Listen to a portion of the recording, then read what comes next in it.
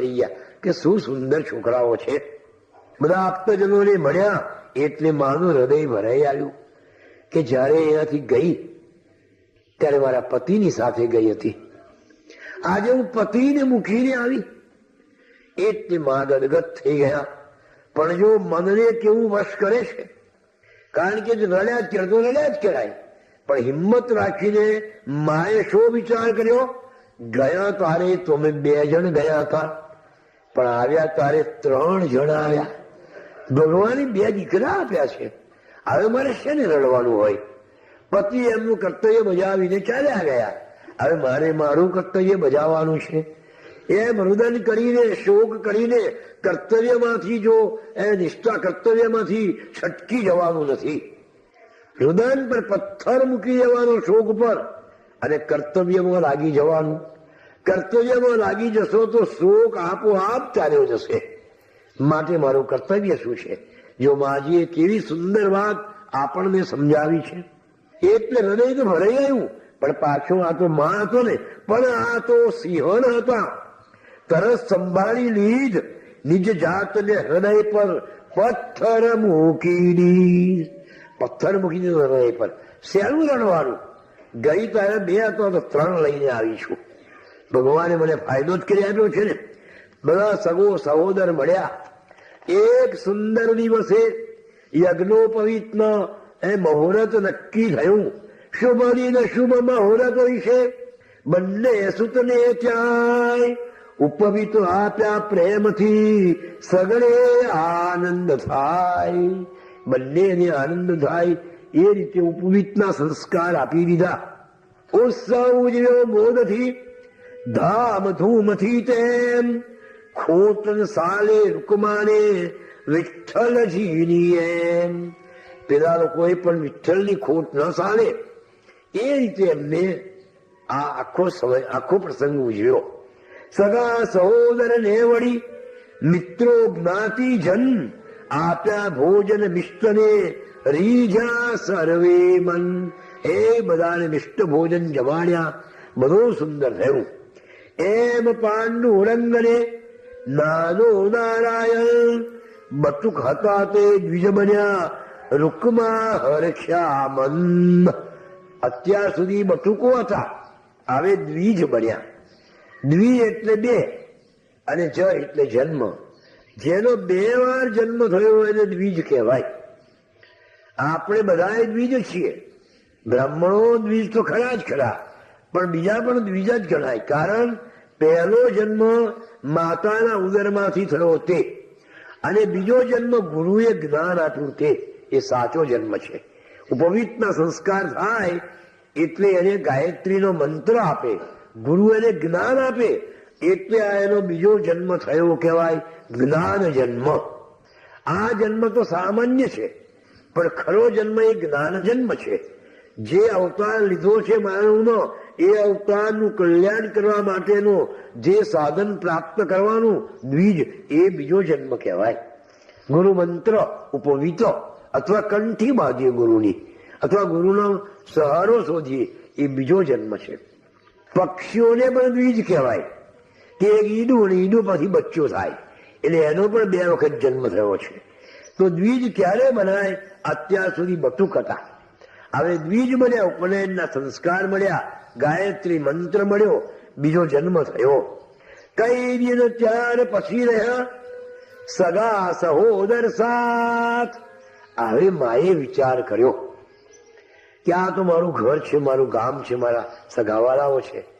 હવે ગુજરાતમાં મારું કશું નથી, પછી ન જવું તો ના ચાલે. પણ માં જોવા લાગ્યા કે આ લોકો મને કહે છે કે તમારો ભાગ છે, એ તમારું અહીંયા સ્થાન છે, રહો. માં થોડા દિવસ રહ્યા, પણ કોઈએ એમ ના કહ્યું કે હવે તમે અહીંયા જ રહો. કે હું જવું ગોધરા, જાઓ, બહુ દાડા થઈ ગયા ને, આવો તમે જાઓ. જો માજી પણ કેવા હિંમત વાળા હતા, લાચાર બન્યા નહીં. જો બીજી બેન હોત તો, બીજી માજી જગ્યાએ હોત તો કેમ મારો ભાગ લાવો, મારા પતિનો ભાગ ખરો કે નહીં? મારા પતિ દર વર્ષે આટલા રૂપિયા મોકલતા હતા, એ પૈસા તમે ક્યાં નાખ્યા? અરે ના હોય તો કઈ નહીં, પણ મારા ઘરમાં ભાગ, તમારા ખેતરોમાં મારો ભાગ, તમારી યજમાન વૃત્તિમાં મારો ભાગ, તો એ બધું મારું ક્યાં ગયું? અને એમ કરે, ઝઘડો કરે અથવા તો બળજબરીથી રહેવા પ્રયત્ન કરે. ટૂંકમાં આટલું જ કહું કે તમે બધા કહેતા હોય તો રહું, નહીં તો પછી હું ગોધરા જાઉં. કે જાઓ, તમે ગોધરા જાવ જ. બોલો હવે કેવું થાય? વિચાર કરો, એ માને કેવું થયું હશે કે ઘરગામ વાળા પણ એને પોતાને ત્યાં રાખવા તૈયાર નથી. આ બે છોકરાને તમારું પોષણ અમે વળી કઈ કરીએ પાછા? જોકે મહારાષ્ટ્રમાં અત્યંત ગરીબાઈ હતી, એટલે એ લોકો પણ શું કરે બિચારા કે ના જાઓ તમે. એટલે માજીને વિચાર થયો કે ભલે ગાણું ઘેલું પણ ગુજરાત સારું, તઈ ભૂખે તો નહીં મરાય, સમાનથી જીવાશે. આ તો દિયર અને જેઠો એમને મારે લાચારીમાં રહેવાનું, એમની પાસે માગવાનું. જો જરાય સમાન ગુમાવવાનું નથી. એટલે માએ કહ્યું હિંમતથી એકલી રહીશ, જજુમીશ, પણ હું ગોધરા જઈશ. પછી ગોધરા આવવા નીકળ્યા રૂકમામાત. બધાને કહીએ છીએ કે જાઓ જાઓ ભાઈ, તો એ તમારું બગડતું હશે, શું બગડવાનું છે અમારું તો. પણ આ લોકો એમ કે જાઓ જાઓ, તમે જાઓ. માએ મન વિચાર, પછી હવે ગોધરા નીકળ્યા. માએ મન વિચાર્યું. જો કેવા ઊંચા વિચાર છે. જે દિવસે તમને વિચાર આવે કે ચાલ આજે સંતનો દર્શન કરવા જાઉં, સમજી જાઓ કે તમારો કલ્યાણનો વિચાર છે. જે દિવસે વિચાર આવે કે આજે મંદિરે જવું, સમજવાનું આપણા કલ્યાણનો વિચાર છે. આજે કોઈને મદદ કરું, આજે કોઈનું ભલું કરવા પ્રયત્ન કરું, આજે આને હું આપું, આવો વિચાર આવે તો સમજી લો એ આપણા કલ્યાણનો વિચાર છે. અને જે દિવસે વિચાર આવે કે આનું પડાવી લઉં, પેલાનું ખૂંચવી લઉં, પેલાનું બગાડી નાખું, તે દિવસે સમજો કે આપણા અધપતનનો વિચાર છે. એ આપણા નાશનો વિચાર છે. કોઈ દિવસ ખરાબ વિચાર આપણી ઉન્નતિ ન કરે. હા, એ અવગતિ જ કરે. મને વિચારો એવા સુંદર જોવા કુમાંબા. રસ્તામાં વિચાર આવ્યો, બંને બટુકોને બોલો ત્યાંથી જે કઈ પૈસા ચાંદલા વગેરેના કે કોઈ સગા વાલાઓએ આપ્યા હશે, એ માં પૈસા લઈ અને પોતાના બહેન હતા એમને સાથે લઈ અને નીકળ્યા. અને વિચાર આવ્યા કે વાળી ઔદુંબર તથા ગાન ગાપુરે.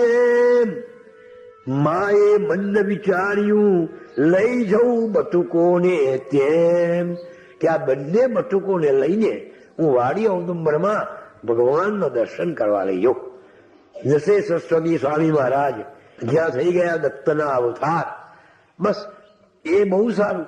જન્મ લીધા પછી બટુકોને સંતનો ભગવાનના દર્શન કરાવવા, એમના આશીર્વાદ મેળવવા, તો બટુકોનું કલ્યાણ થાય. કરાવી દર્શન દેવના પછી જઈશ ગુજરાત, એમ કહી નિજ બહેનની સાથે રૂકમામાત. એક વખત વાણી ઔદુંબર જવું, ત્યાં બંને બટુકોને એ સ્વામી મહારાજની પાદુકાના દર્શન કરાવું અને પછી ગુજરાત જઈશ. જો કેવો સુંદર વિચાર છે. સંતનો દર્શન કરવાનો વિચાર આવે એ કલ્યાણનો વિચાર છે. હા, પ્રભુના દર્શન કરવાનો વિચાર મનમાં આવે એ કલ્યાણકારી વિચાર છે. વિચારો સુંદર રાખો કે જે આપણી ઉન્નતિ કરે.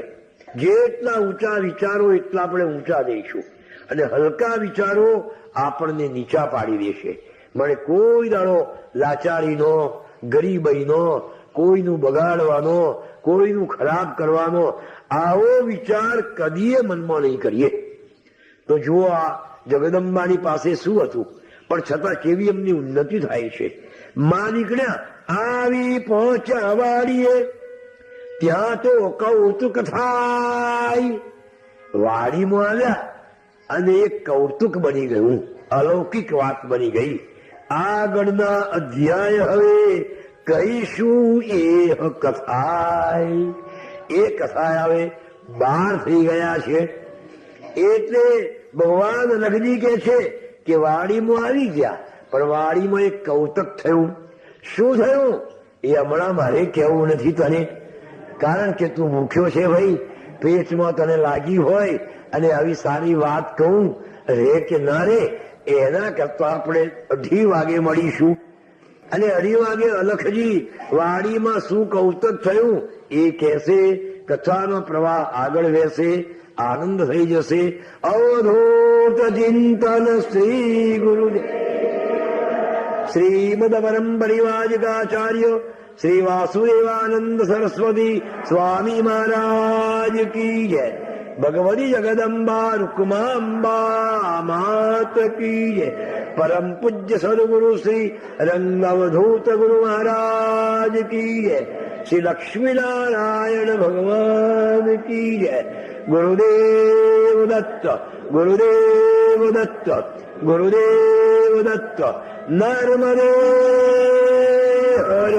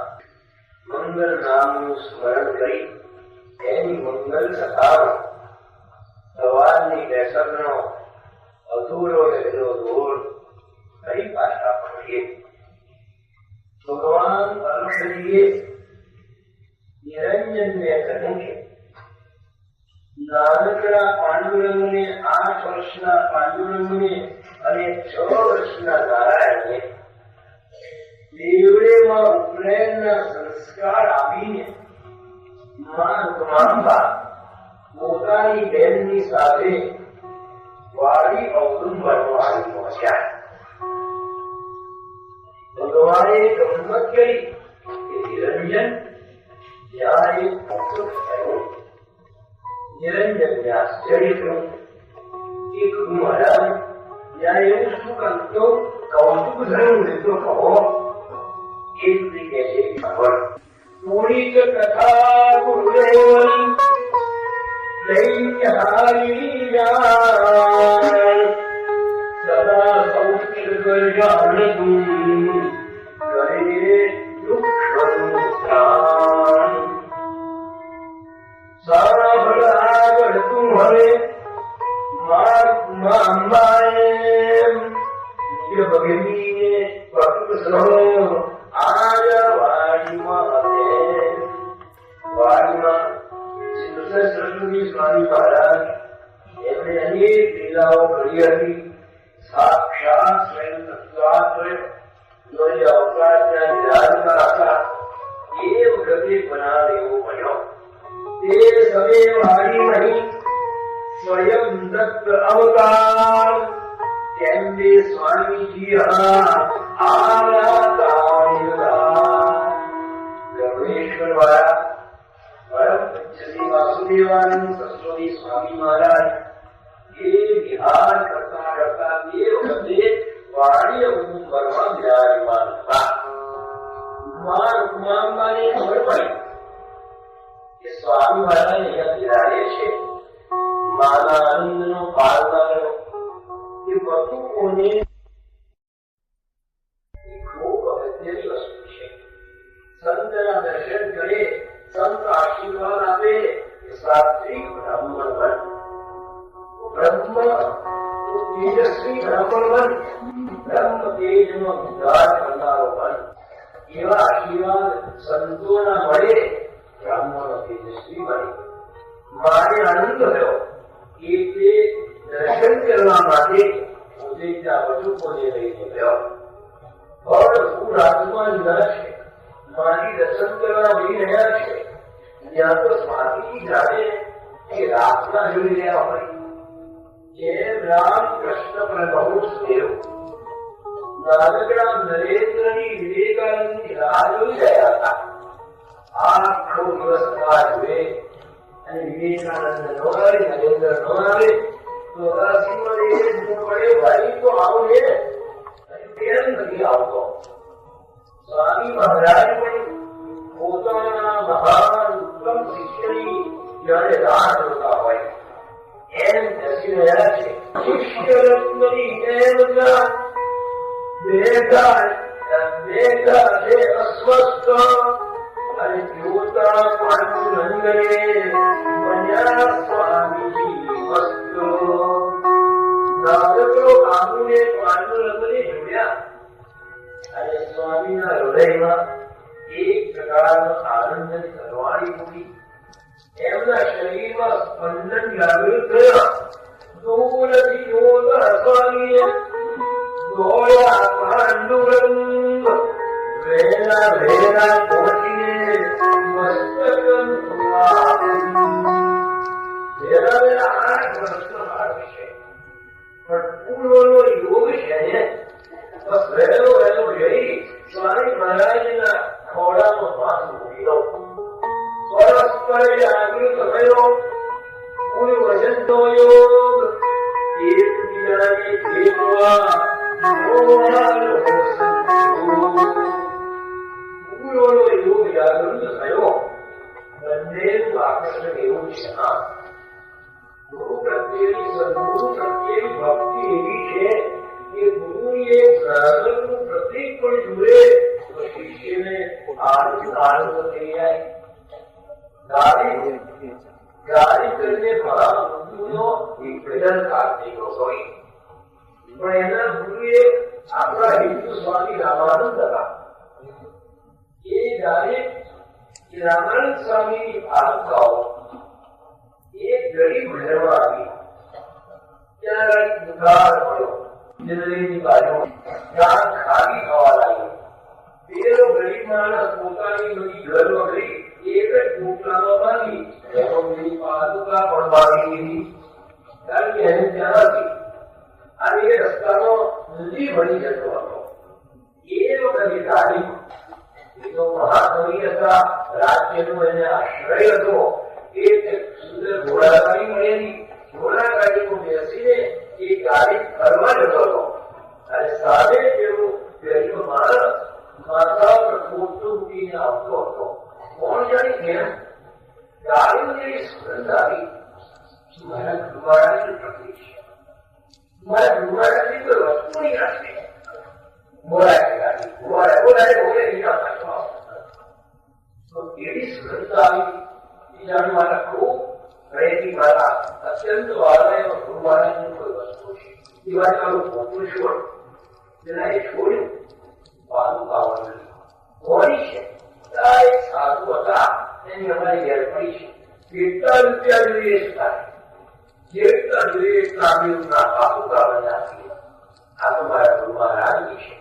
મેળાને ખૂબ સોના મોહર આપીને ગાડીને આ પાદુકાઓ લઈ દીધી. મતલબ કે ગુરુ પ્રત્યે એવો પ્રેમ કે ગુરુનું પ્રતીક જોઈએ, કોઈ વસ્તુ એની આપણી પાસે જોઈએ તો પણ ગુરુના દર્શન થઈ જાય. ત્યારે સાચી ગુરુ ભક્તિ કહેવાય. સ્વામી મહારાજના વસ્ત્રો જ્યારે બાપજીએ ત્યાં ગયા અને ત્યાં જોયા આનું નામ ગુરુ ભક્તિ કહેવાય. એટલે ઉર્જા પૂર્વનો યુગ જાગ્યો.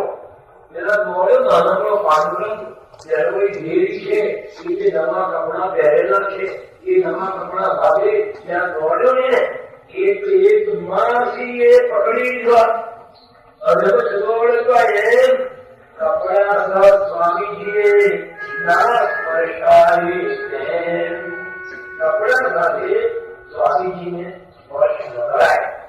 એટલે માસીએ વસ્તી ડાળી દીધા.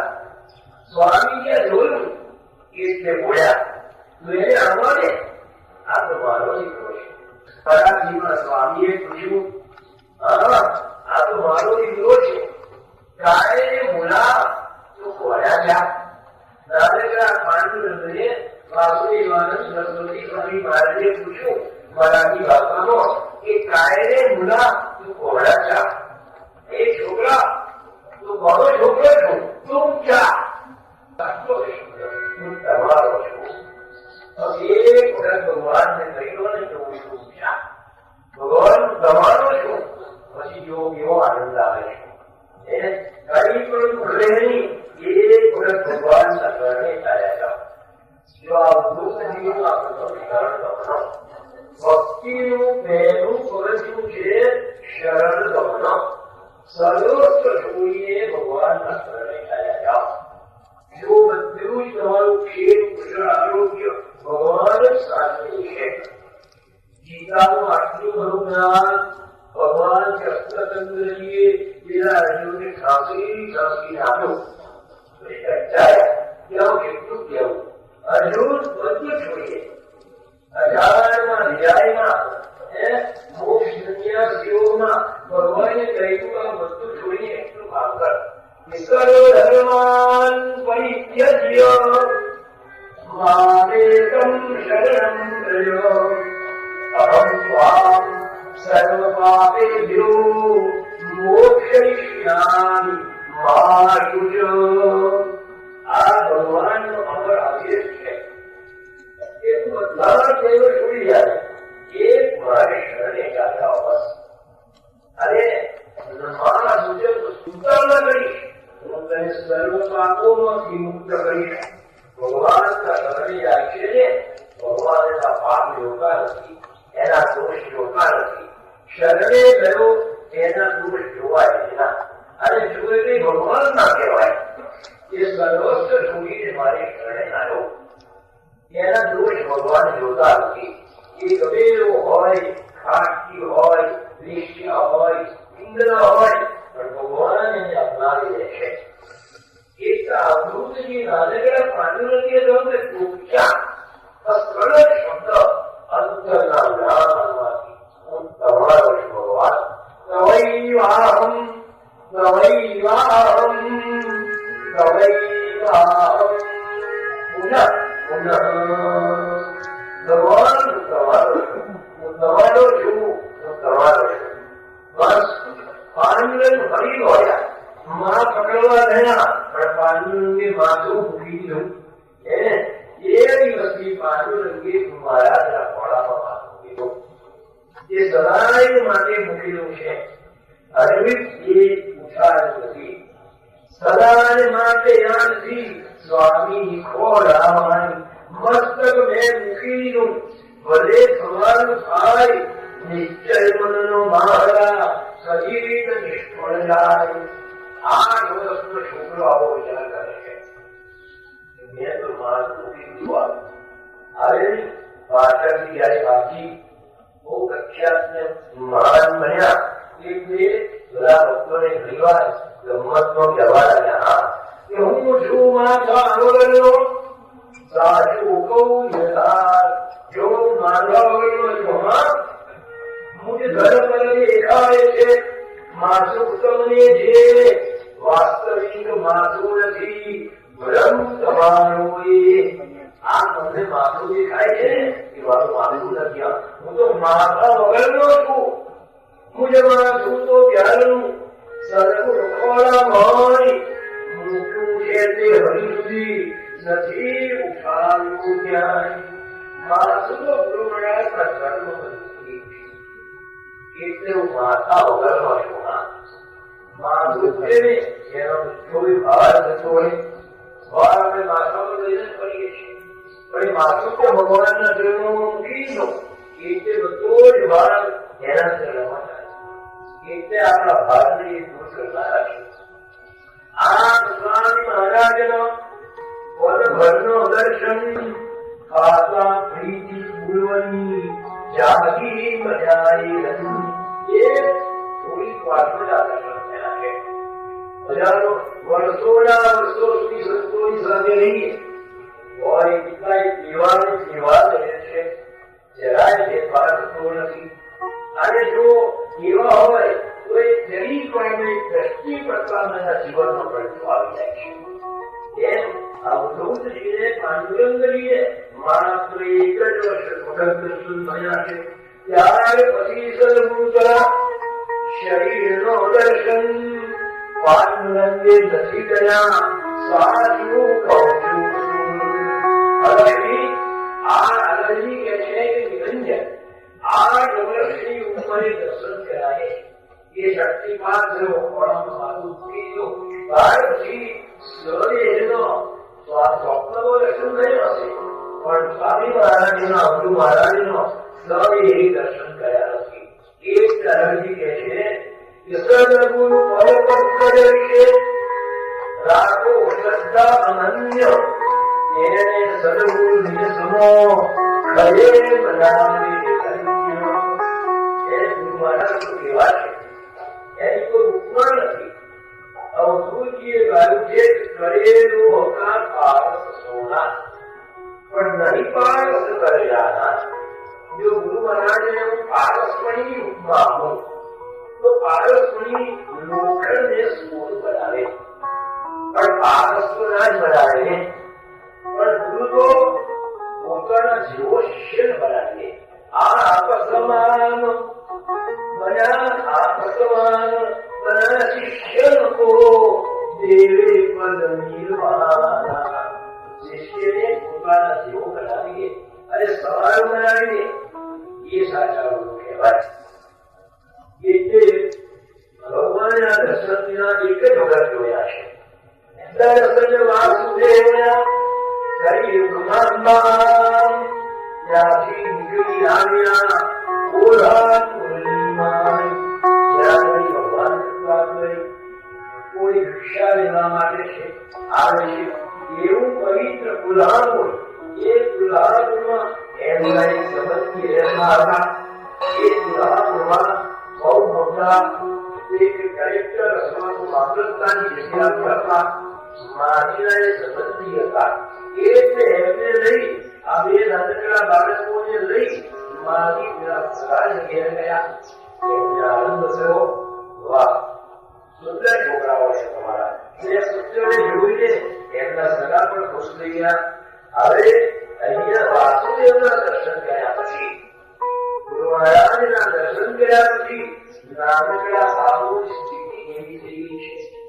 એક વખતનો દર્શન જીવનને પલટાવી નાખે. ગુરુનો સંયોગ લાગે તો અને દરરોજ દર્શન કરીએ તો કશું ના થાય.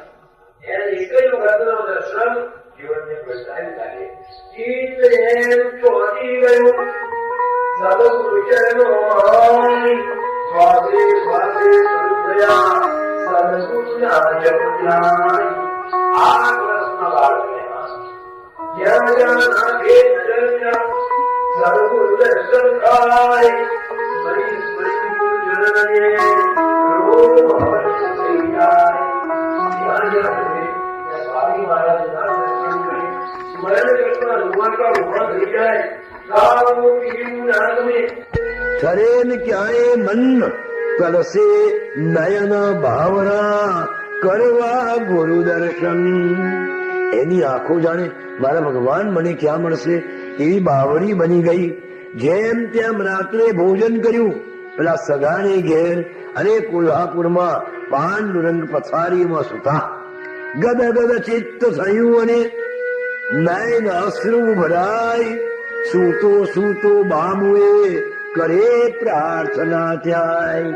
આટલી બધી તાલાવેલી લાગે તો ભગવાનના દર્શન થાય ને થાય જ.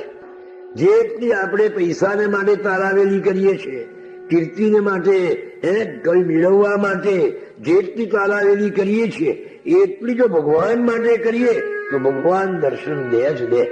આ પાંડુરંગ બધું જ ભૂલી ગયા. પ્રભુ આજે મને તમે દર્શન આપ્યા, ત્યાર પછી ખાન પાન ભાવે નહીં, વસ્ત્ર વિભૂષણ નાથ. પ્રેત સમ લાગે મને તમ વિલહે ગુરુનાથ. દો દર્શન યા બાળને નાથ લસાવો નાથ. એક વાર આવી પ્રભુ ઝાલો મારો હાથ. સૂતો સૂતો નાનકડો બાબુ કોલ્હાપુરની વિશે પોતાના ગુરુ મહારાજને પ્રાર્થના કરી રહ્યો છે. એમ બોલતા બોલતા એની આંખમાંથી એટલા આંસુ વહે છે.